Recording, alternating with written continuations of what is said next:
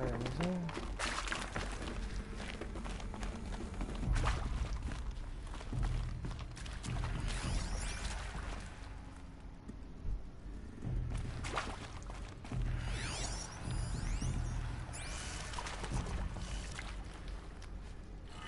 Counter.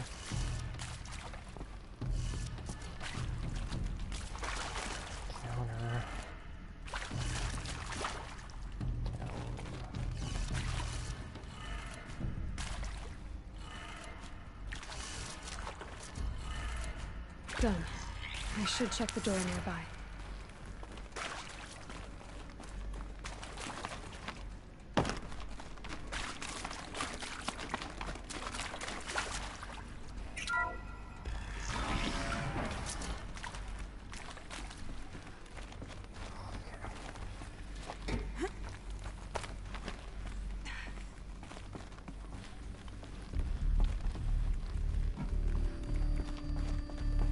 Found one. Looks intact.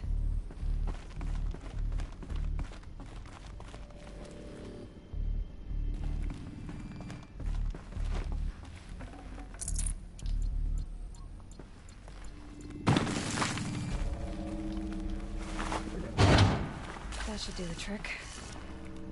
Now let's get that door open.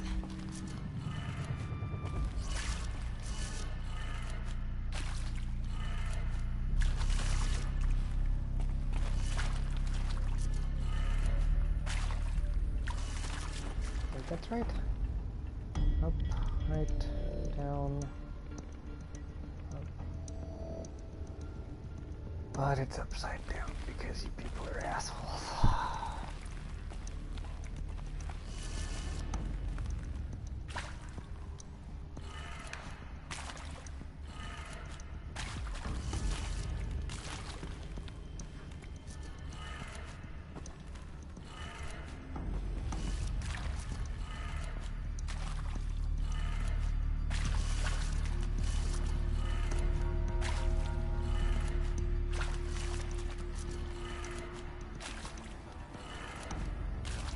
No?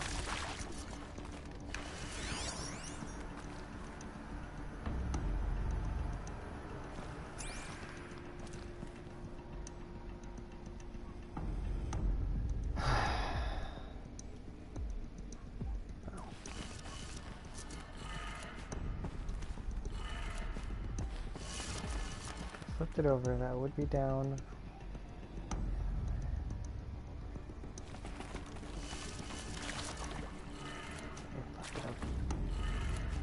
That did it. Door should have power. Now to see what lies beyond it.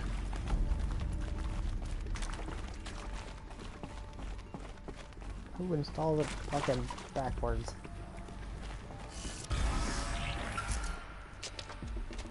How is it? How? Eclipse. They're here. Avoid contact. Lines look good. Gaia. It's up there. Second floor.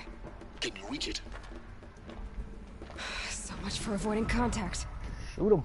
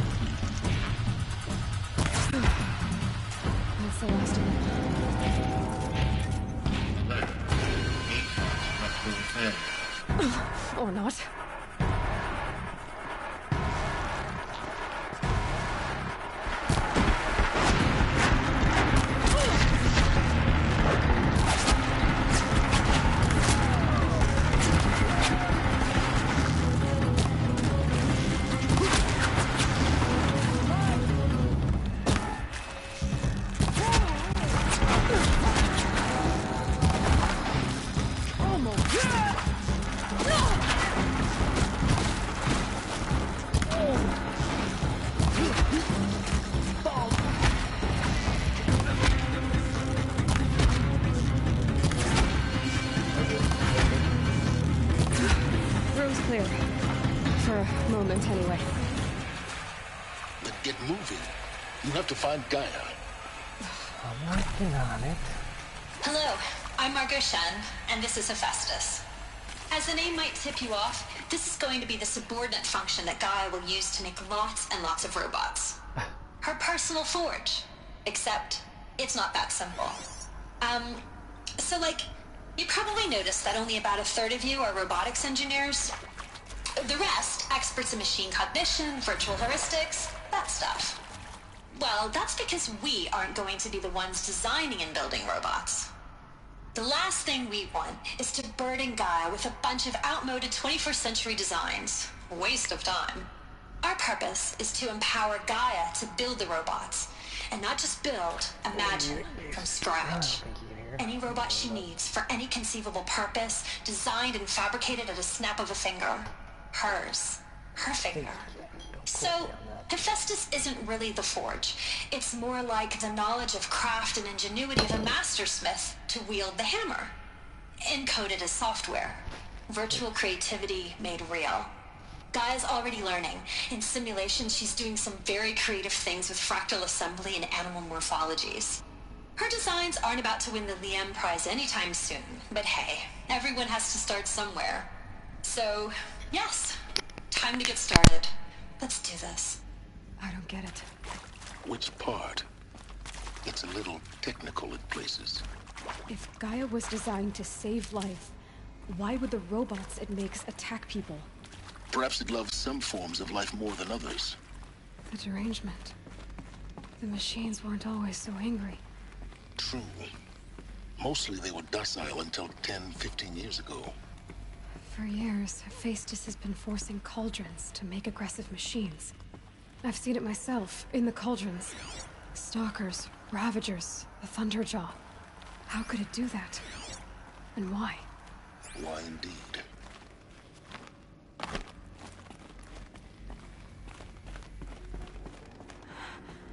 I think this is it. Elizabeth Sobek's office. But it's sealed off. There's got to be a way inside. More Eclipse. Careful now.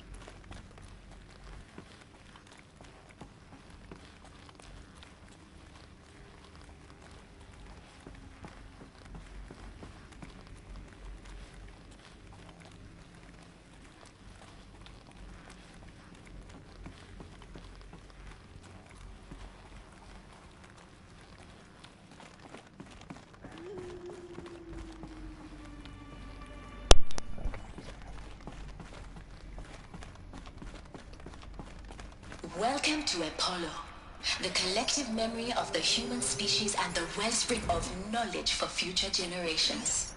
I am Samina Ebadji. Until recently, I was director of the International Collective Memory Institute in New Tehran. As a heritage professional, I devoted my career to the preservation of human knowledge, creative endeavor, and cultural achievement. Apollo is, therefore, the ultimate embodiment of a lifelong passion, albeit under the very worst circumstances imaginable. The challenges before us are immense. Specifically, we will have to design and implement 4 major initiatives simultaneously. First, the construction of data repositories in cradle facilities around the world, ensuring redundancy. Second, the collection and processing of a projected 180 million discrete data entries. 42 zettabytes of data in Mandarin, English, Spanish, and Arabic. Third, the transferal and encoding of all that data onto DNA encapsulated in synthetic fossils. The only medium capacious and durable enough to safeguard it without degradation for the centuries to come. And last, but not least, the development of the holographic interface and gamified curricula, by which future humans will commune with Apollo, progressively unlocking heuristic learning modules, leveling up their knowledge and skills they will need to take control of the terraforming system.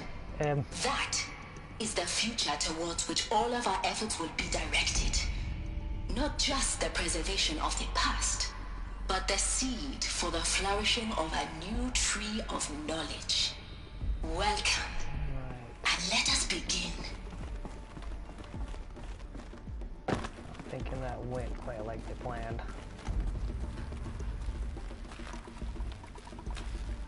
Hi, Freddy.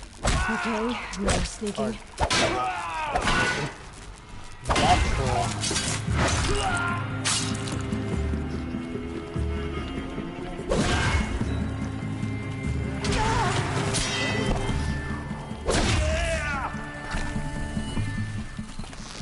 Come on. Converge! Get down.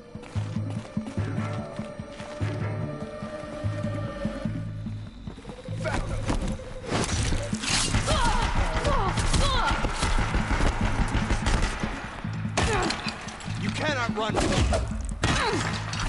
Hey, boy, hit him.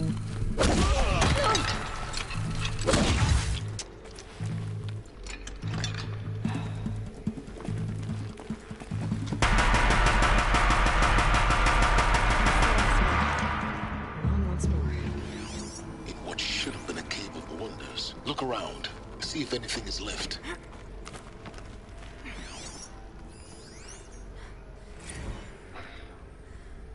Play the... Dr. Sobek, please archive this testimonial in Apollo. Cross-reference to all mentions of my name and Operation Enduring Victory. My name is General Aaron Harris. From 2060 to 2066, I served as the chairman of the Joint Chiefs of Staff, the highest-ranked officer of the United States Armed Forces. The tenure of my command included strategic planning and oversight of Operation Enduring Victory, a falsehood perpetrated on the civilian populations of the United States and other nations during the last 14 months of life on this planet. Before the Pharaoh Plague, I did my job and did it well. I was bold and decisive, crafty in political maneuvers. It wasn't an accident that I rose to my position and became the commander of the largest mechanized force ever assembled. But to what end? My only lasting achievement. My only lasting achievement was the extinction of life on Earth. And my one redeeming act, if any, was to delay that extinction by days or weeks, by throwing more death at it. It is my hope that there will be no need for men like me in the world to come. If you are one of the people of that future world listening to this message, please know that I am sorry and that I wish you well. Sincerely, Aaron Harris. Welcome to Hades. Zero Dawn's extinction